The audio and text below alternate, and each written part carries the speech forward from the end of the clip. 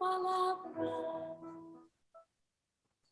no dice nada, y al mismo tiempo responde todo, igual que el viento que esconde el agua, como las flores que esconden una mirada, no dice nada, y al mismo tiempo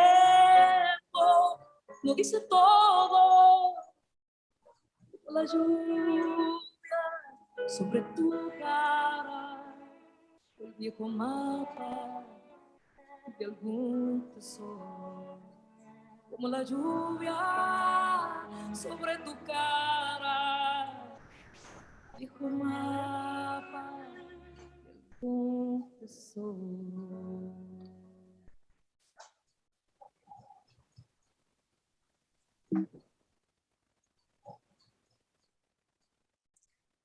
Diles que mi vida fue maravillosa.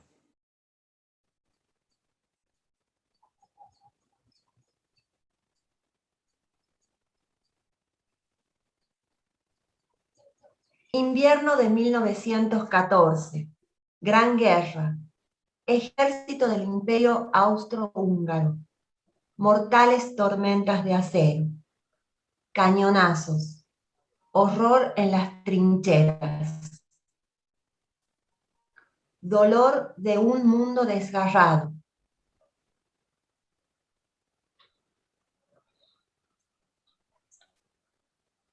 Grodek. Al atardecer los bosques del otoño protestan alzando armas mortales. La noche abraza a los guerreros moribundos, al lamento feroz que sus labios quebrantados pronuncian. Todos los caminos llevan a la más negra podredumbre. George Trakl. Un barco de guerra navega hacia terreno enemigo. Un reflector ilumina las orillas en busca de objetivos y delata ostensiblemente una silueta humana, la de Wittgenstein, sobre el fondo oscuro del cielo y de las aguas. Detrás del reflector se insinúa la mano, los ojos, la mirada, el rostro, la cabeza de Wittgenstein. Es él, a pedido suyo, blanco directo, ideal de la artillería rusa.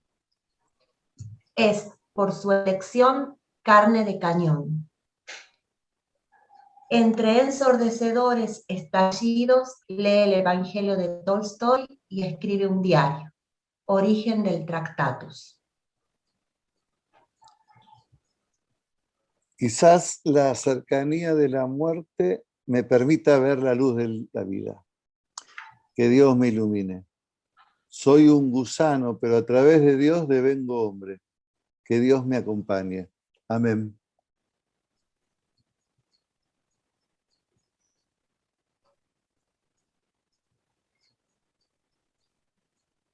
(1913) Noruega, Skjolden, junto al fiorde de Soñé. Una cabaña en medio de la nada. Edénica. Atmósfera de soledad medular. Aires de retiro decisivo del espíritu.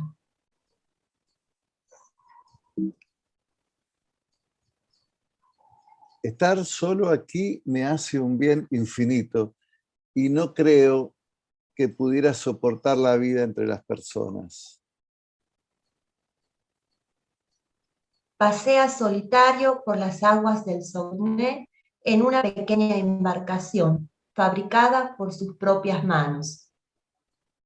El silencio se interrumpe y retoma con las repetidas melodías de Schubert que silban. Ludwig, preocupado por el lenguaje, encuentra la música.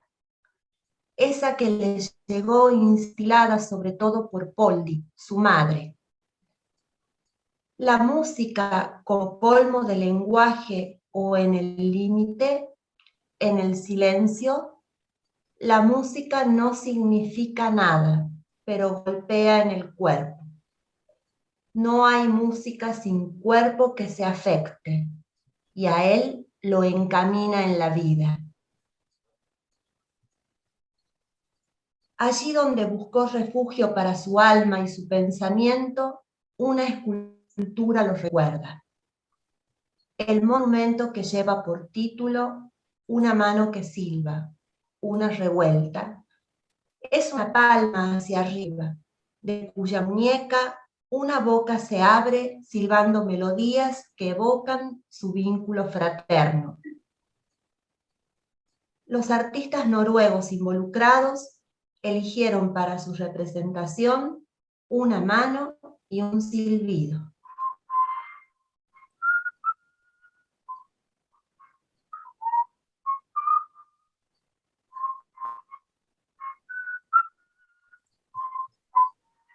Mis días aquí transcurren entre la lógica, silbar, pasear y estar deprimido. Él escribe su diario, germen del Tractatus. Las cosas tal como son, eso es Dios. El filósofo no es un ciudadano de ninguna comunidad de ideas. Eso es lo que lo convierte en filósofo. El sujeto no pertenece al mundo, sino que es un límite del mundo.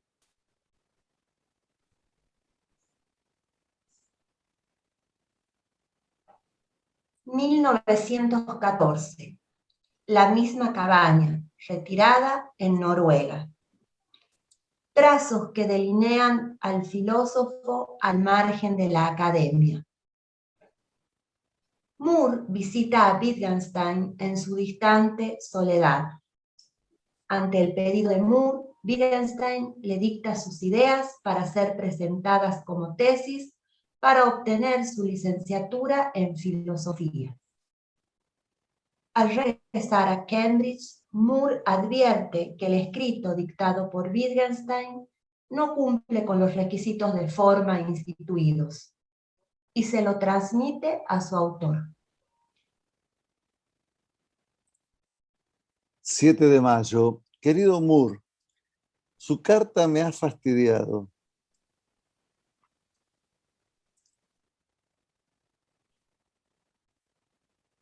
Cuando escribí la Logique no consulté los reglamentos. Sería justo que me dieran ustedes el título sin consultarlos mucho tampoco. Si no merezco que hagáis una excepción conmigo en algunos detalles estúpidos, será mejor que me vaya al infierno. Y si lo merezco y ustedes no lo hacen, válgame Dios, podrían irse ustedes así. Toda esta cuestión es bastante estúpida y desagradable para seguir escribiendo sobre ella. Estas líneas desencadenan la furia y el silencio de Moore. Wittgenstein, en este momento, no obtiene título alguno.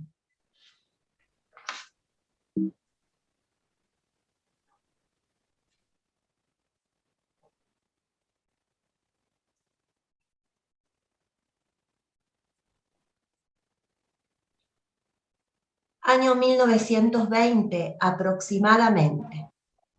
Fin de la más abyecta guerra. Culminación de su Tractatus. Wittgenstein decide alejarse de Cambridge, del Trinity College, de la academia. Piensa que ha encontrado la solución al problema lógico. Renuncia a su herencia. Decide vivir de un sueldo. Busca trabajos, austeridad, ascetismo. En junio de 1921 se publica el Tractatus, con el prólogo de Russell. 6.54. Mis proposiciones son esclarecedoras de este modo, que quien me comprende acaba de reconocer que carecen de sentido, siempre que el que comprenda haya salido a través de ellas, fuera de ellas. Debe, después, por así decirlo, tirar la escalera luego de haber subido. Debe superar estas proposiciones, entonces tiene la justa visión del mundo. 7. De lo que no se puede hablar, mejor es callar. El 4 de julio de 1924 le escribe a Keynes: Ya no poseo el impulso interior hacia ese tipo de actividad. En realidad, todo lo que tenía que decir ya lo he dicho y la fuente se ha secado. y agrega que si en Inglaterra hubiera empleo de barrer calles o limpiar botas, Iría con placer. luego el convento, en la vía de la opción religiosa que culmina en un puesto de jardinero. ¿Se escapa de la filosofía o se distancia o inexorable se acerca?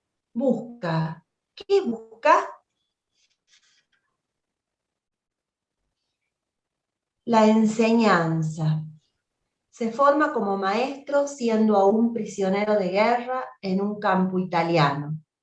Se dedica con esmero al objetivo de educar a los hijos de los campesinos en Kattenbach, Haschbach, Puchberg, pero se enfurece, incluso físicamente, cuando sus estudiantes no aprenden. Lo invitan a retirarse. El hospital. Reparte a los internados la medicación que probablemente aconseja no consuman y quiere, pero no puede, pasar desapercibido.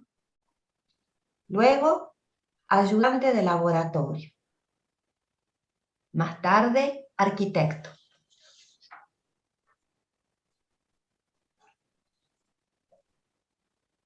Si los riesgos del mar considerara, ninguno se embarcara. Si antes viera bien su peligro, nadie se atreviera, ni al bravo toro osado provocara. Si del fogoso bruto ponderara la furia desbocada en la carrera, el jinete prudente nunca hubiera quien con discreta mano le enfrenara. Pero si hubiera alguno tan osado, que no obstante el peligro al mismo Apolo quisiera gobernar, con atrevida mano el rápido carro en luz bañado, todo lo hiciera y no tomara solo estado que ha de ser toda la vida. Sor Juana Inés de la Cruz.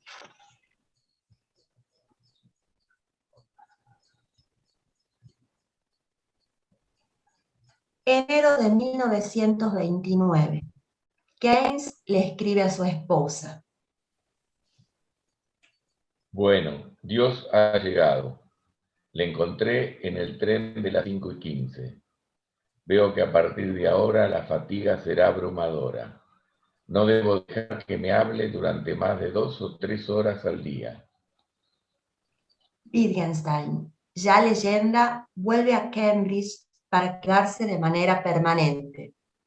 Empieza el tránsito hacia las investigaciones filosóficas, a los juegos del lenguaje, al lenguaje como práctica. En la formulación fuerte de la ley causal, si conocemos exactamente el presente, podemos predecir el futuro. No es la conclusión, sino más bien la premisa la que es falsa. No podemos conocer, por cuestiones de principio, el presente en todos sus detalles. Werner Heisenberg.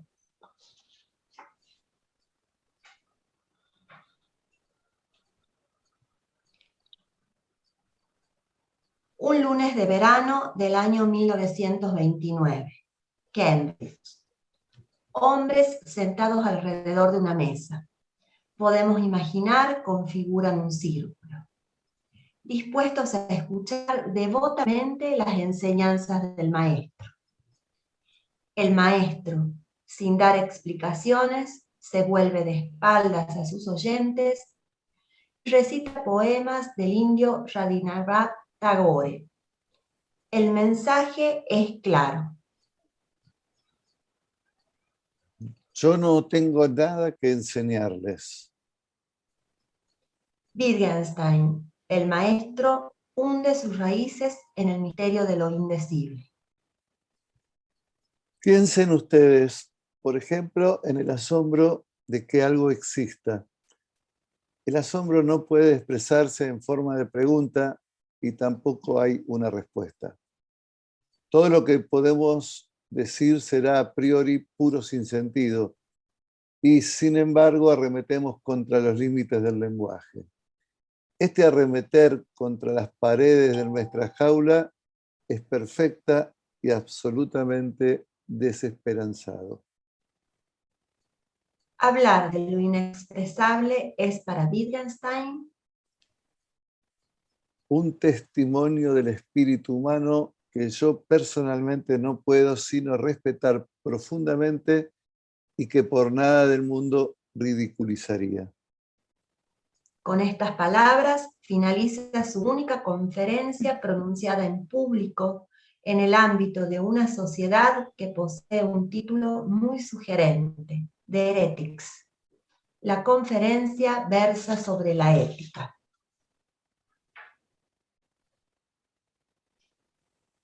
El verano invencible. En medio del odio encontré en mí un amor invencible. En medio de lágrimas encontré en mí una sonrisa invencible. En medio del caos encontré en mí una calma invencible. Me di cuenta, a pesar de todo, que en medio del invierno encontré en mí un verano invencible. Y eso me hace feliz, porque significa que aunque el mundo me golpee duramente, dentro de mí hay algo más fuerte, algo mejor, resistiendo. Albert Camus. No se puede hacer una revolución sin revolucionarse a sí mismo.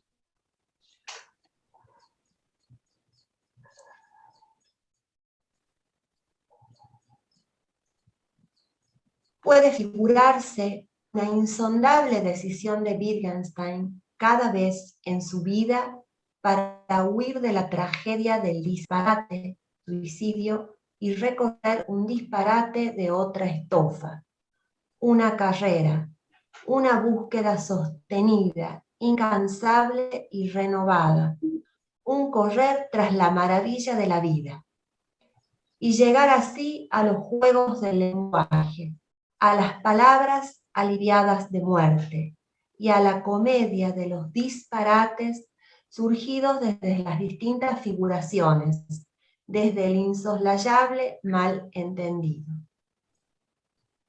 Su última escena en obra. El lenguaje interviene en mi vida y lo que se llama lenguaje es un ser que consiste en partes heterogéneas y la manera en que interviene en la vida es infinitamente diversa. La expresión juego del lenguaje debe poner de relieve aquí que hablar el lenguaje forma parte de una actividad o de una forma de vida.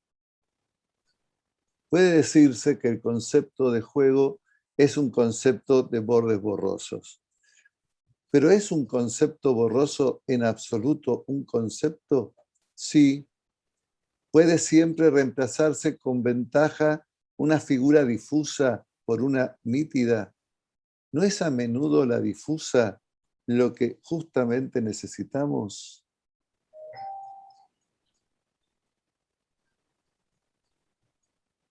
Ciégate para siempre, ciégate para siempre.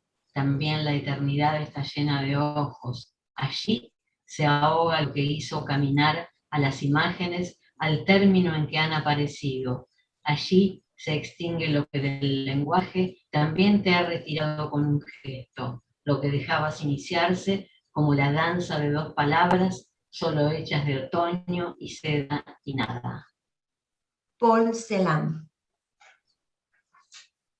La palabra que sana, esperando que un mundo sea desenterrado por el lenguaje, alguien canta, el lugar en que se forma el silencio. Luego comprobará que no porque se muestre furioso existe el mar, ni tampoco el mundo. Por eso cada palabra dice lo que dice y además más, y otra cosa. Alejandra Pizarnik.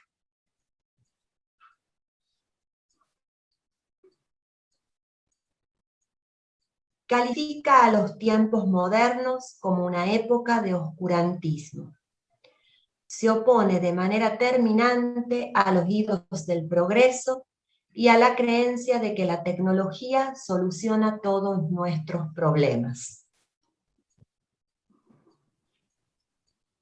Para el vuelo están listas mis alas. Me gustaría volver atrás, pero aun cuando me quedara tiempo actual, poca dicha tendría. Gershom Scholem. Hay un cuadro de Klee que se llama Angelus Novus. En él vemos un ángel que parece estar alejándose de algo mientras lo mira con fijeza. Tiene los ojos desorbitados, la boca abierta y las alas desplegadas. Ese es el aspecto que debe mostrar necesariamente el ángel de la historia. Su rostro está vuelto hacia el pasado, donde se nos presenta una cadena de acontecimientos. Él no ve sino una sola y única catástrofe, que no deja de amontonar ruinas sobre ruinas y las arroja a sus pies. Querría demorarse, despertar a los muertos y reparar lo destruido, pero desde el paraíso sopla una tempestad que se ha aferrado a sus alas tan fuerte que ya no puede cerrarlas.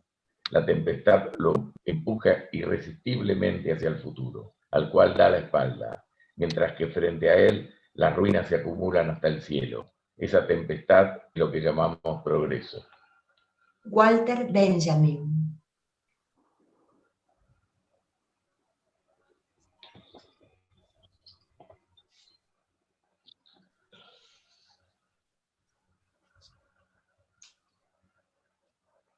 Únicamente cambiando nuestro estilo de vida podemos curar la enfermedad de nuestro tiempo.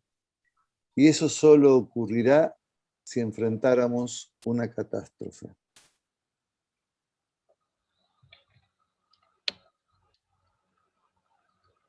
Modo Wittgenstein.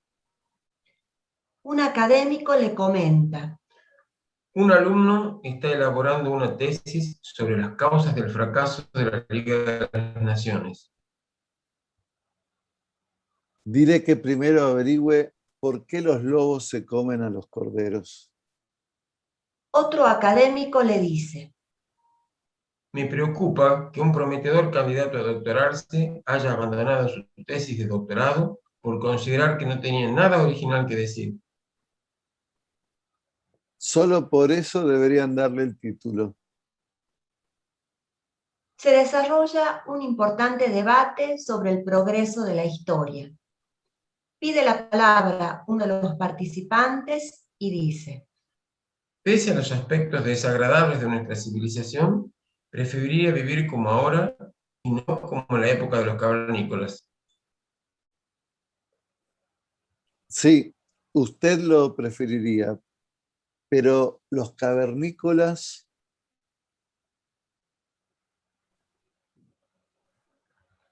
¿Qué pasó con el Tractatus?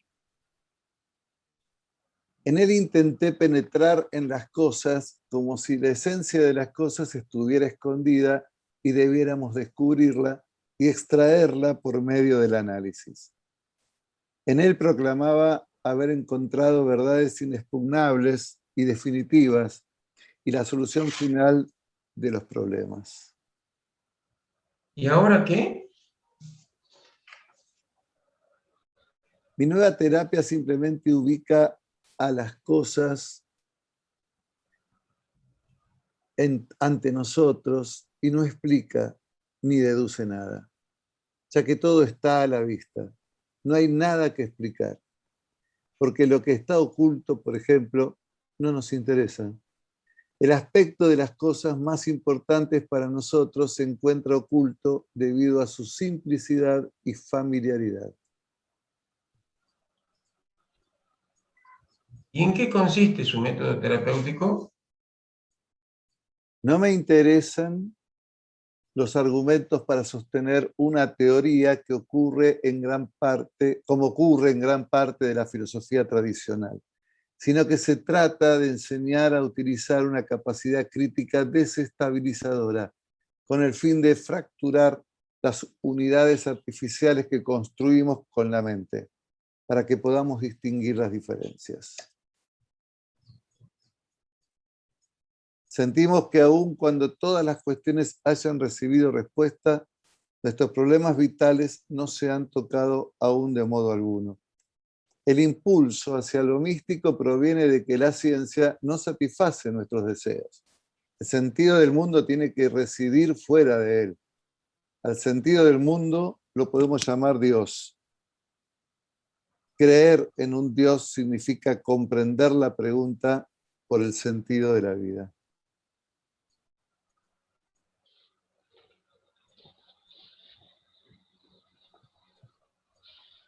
Conversa con sus estudiantes sobre Freud y el psicoanálisis.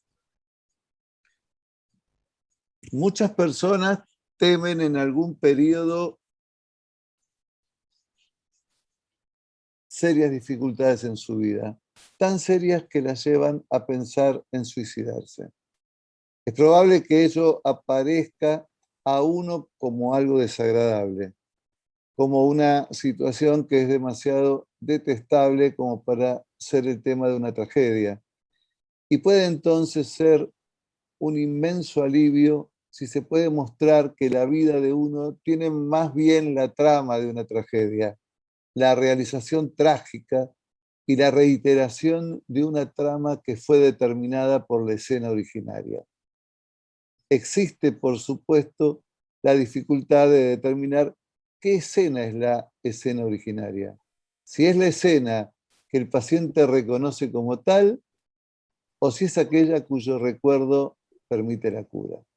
En la práctica, estos criterios están mezclados. También conversa sobre creencias religiosas. Un general austríaco le dijo a alguien: pensaré en usted después de mi muerte, si eso fuera posible. Supongan que yo digo que el cuerpo se pudrirá y alguien dice: no, las partículas se reunirán dentro de 1000 años y se producirá vuestra resurrección. Si alguien dijera: Wittgenstein, ¿cree usted en esto? Yo diría no. ¿Contradice usted a esta persona? Yo diría no. Pero ese hombre tiene lo que podrían denominar una creencia inconmovible. Ella no se mostrará mediante razonamientos o apelando a fundamentaciones corrientes, sino más bien regulando todo en su vida.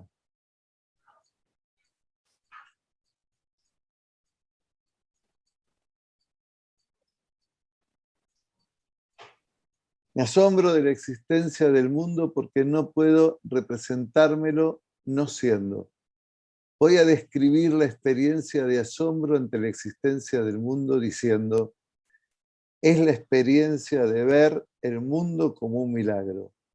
El lenguaje mismo es el milagro. Una verdad no dice nada y al mismo tiempo lo dice todo. Como la hoguera no se apaga, como una piedra nace polvo. Como la hoguera que no se apaga, piedra nace polvo.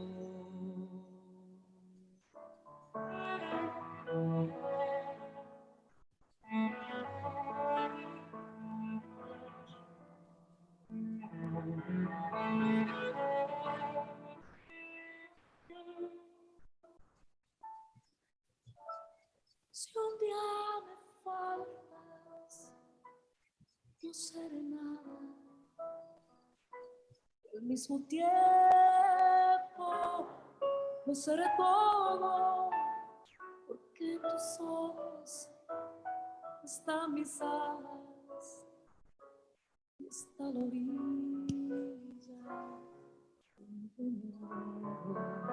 porque en tus ojos esa pisada está la orilla.